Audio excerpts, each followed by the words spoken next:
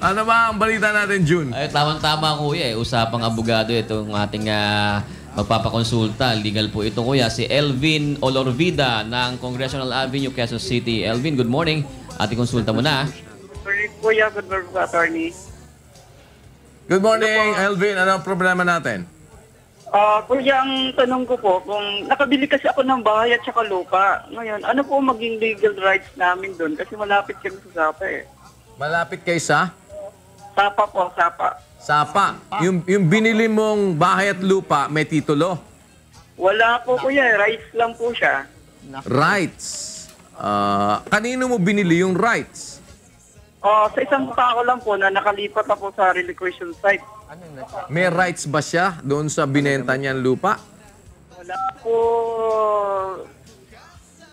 Kuya Daniel eh, kasi wala na mo mayroon ko pong pinipirmahan pong kasulatan na po, nasa sa akin na po yun, pero wala po siya ang regular na, hindi po siya registered. Hindi kasi ako, ang alam ko sa dapat pwedeng magbenta, yung may pag-aari. Correct. Pero kung hindi mo pag-aari, ang isang bagay, hindi mo maibebenta. Tama ba yung ano? Estafa yun. Pag nagbenta ka ng hindi mo pag-aari. Tapos kasi meron binebenta luneta eh. Yeah. Oo, di ba? Nabenta niya. Sabi niya, nabili ko.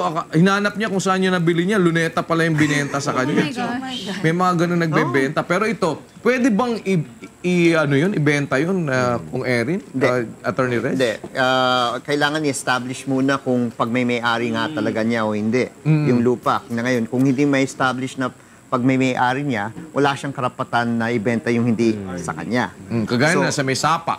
Yan, baka danger zone pa nga yan. Hindi pa natin alam kung ilang metro mula sa sapa yan. And usually, dahil nga tayo ay hazard mapping ngayon, baka delikado yung lugar. Kaya, so anytime pwede rin silang paalisin. Tsaka under the water code, 3 meters from the edge of the water up to 3 meters for 3 meters easement yun. So walang pwedeng magmay-ari nun. So halimbawa parang ito, kumbaga nakasquat siya doon. Yung nakasquat, binenta sa kanya. Sige, ikaw na dito, bebenta ko sa yung pwesto. Pero squatter din siya doon, di ba?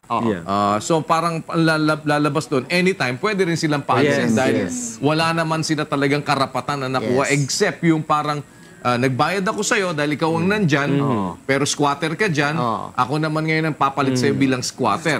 So you will share the same predicament kung ano yung predicament ng squatter doon dati. So gano'n ang mangyayari. Elvin, naintindihan mo ba ang pinag-uusapan namin? Opo, Kuya Daniel, naintindihan ko po yung napag-usapan po. So, gano'n ang mangyayari doon. Kung halimbawa, wala ka naman talagang titulong hawak, wala naman talagang, kahit sabihin mo na rights yun or what, hindi mo pwedeng sabihin na valid rin yun, di ba? Paano ba malalaman kung yung rights ng isa ay kung recognized ng local government unit? Na parang in-award sa kanya ng local government.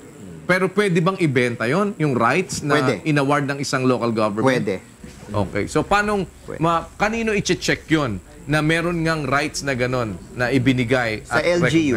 LGU. Okay. So, sa kaso ni Elvin, saan siya pwede mag-check? Well, QC.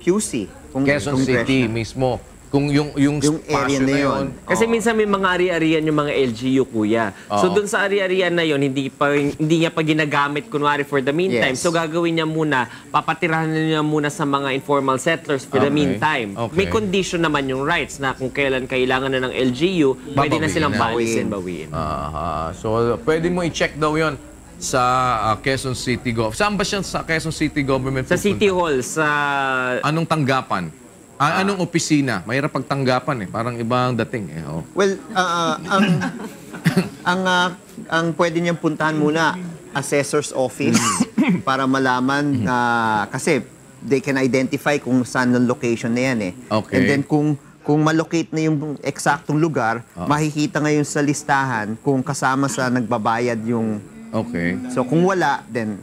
Ayan. Alright, assessor's office muna daw, Elvin. Naintindihan mo, Elvin? Salamat po, Kuya. Naintindihan ko po.